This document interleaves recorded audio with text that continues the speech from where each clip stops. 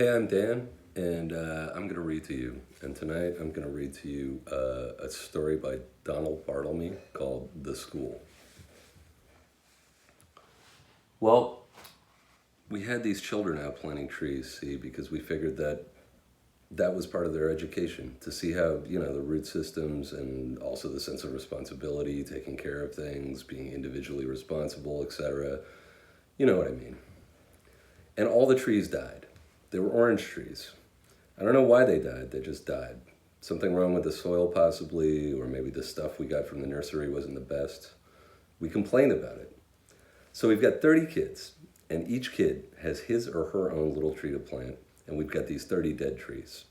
All these kids looking at these little brown sticks. It was depressing. It wouldn't have been so bad, except just a couple of weeks before the thing with the trees, all the snakes died. But I think that the snakes, well, the reason that the snakes kicked off was, you remember the boiler was shut off for 4 days because of the strike, and that was explicable. It was something you could explain to the kids because of the strike. I mean, none of their parents would let them cross picket line, and they knew that there was a strike going on and what it meant. So when things started up again, we found the snakes, and they weren't too disturbed by that. With the herb gardens, it was probably a case of overwatering. And at least now they know not to overwater. The children were very conscientious with the herb gardens. And some of them probably, slipped them a little extra water while we weren't looking, or maybe, I don't like to think about sabotage, although it did occur to us. I mean, it was something that crossed our minds. We were thinking that way probably because before that, the gerbils had died, and the white mice had died, and the salamanders had died. Well, now they know not to carry them around in plastic bags. Of course, we expected the tropical fish to die. That was no surprise. Those numbers, you look at them crooked and their belly up on the surface, but the lesson plan called for tropical fish input at that point, and there was nothing we could do. It happens every year, and you just have to hurry past it. We weren't even supposed to have a puppy. We weren't even supposed to have one. It was just a puppy that the Murdoch girl found under Gristed's truck one day. She was afraid the truck would run over it when the driver had finished making his delivery. So she stuck it in her knapsack and brought it to school with her. So we had this puppy. And as soon as I saw the puppy, I thought, oh Christ, I bet it'll live for 2 weeks, and then that's exactly what it did. It wasn't supposed to be in the classroom at all.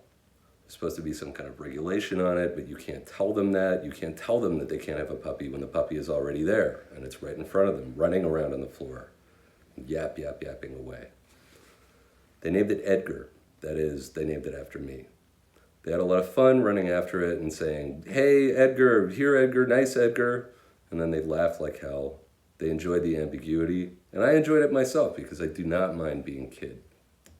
I do not mind being kidded. They made this little house in the supply closet and all that. And I don't know when it died. I don't know what it died of. Distemper, I guess. It probably hadn't had any of its shots. I got it out of there before the kids got to school. I checked the supply closet each morning routinely because I knew that was what was going to happen, and I gave it to the custodian. And then there was this Korean orphan that the class adopted through the Help the Children program. All the kids brought in $0.25 a month. That was the idea. It was an unfortunate thing. The kid's name was Kim.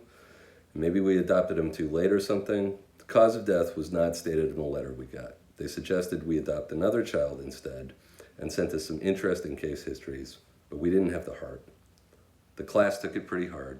They began, I think, no one said anything directly to me, to feel that maybe there was something wrong with the school. But I don't think there's anything wrong with this school particularly. I've seen better and I've seen worse. It was just a run of bad luck. We had an extraordinary number of parents passing away, for instance. There were, I think, 2 heart attacks and 2 suicides and 1 drowning and 4 killed together in a car accident, 1 stroke. And we had the usual heavy mortality rate among the grandparents, or maybe it was heavier this year. It really seemed like it. And then finally, the tragedy. The tragedy occurred when Matthew Vine and Tony Malgaroto were playing over where they were excavating for the new big federal office building. There were all these big wooden beams stacked, the edge of the excavation. And there's a court case coming out about that. Parents are claiming the beams, they were poorly stacked. I don't know what's true and what's not true. It's been a very strange year. I forgot to mention Billy Brandt's father, who was knifed fatally when he grappled with a masked intruder in his home. One day we had a discussion in class. They asked me, where did they go? The trees, the salamander, the tropical fish, Edgar, the papas, the mamas, Matthew, Tony, where did they go? And I said, I don't know. And they said, who knows? And I said, no one knows. And they said, is death that which gives meaning to life? And I said, no, life is that which gives meaning to life. And they said, but isn't death considered as a fundamental datum, the means by which the taken for granted mundanity of the everyday may be transcended in the direction of, and I said, yes, maybe. They said, we don't like it. I said, that's fair. They said, it's a bloody shame. And I said, yeah, it is. They said, will you now make love with Helen, our teaching assistant, so that we can see how it is done? We know you like Helen.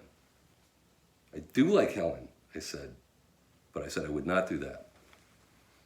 We've heard so much about it, they said, but we've never seen it. I said I would be fired and that it was never or almost never done as a demonstration. Helen looked out the window. They said, please make love with Helen. We require an assertion of value, for we are very frightened. I said they shouldn't be frightened, although I am myself often frightened. And that there was value everywhere. And Helen came and embraced me, and I kissed her a few times on the brow. We held each other, and the children were excited. And then there was a knock on the door.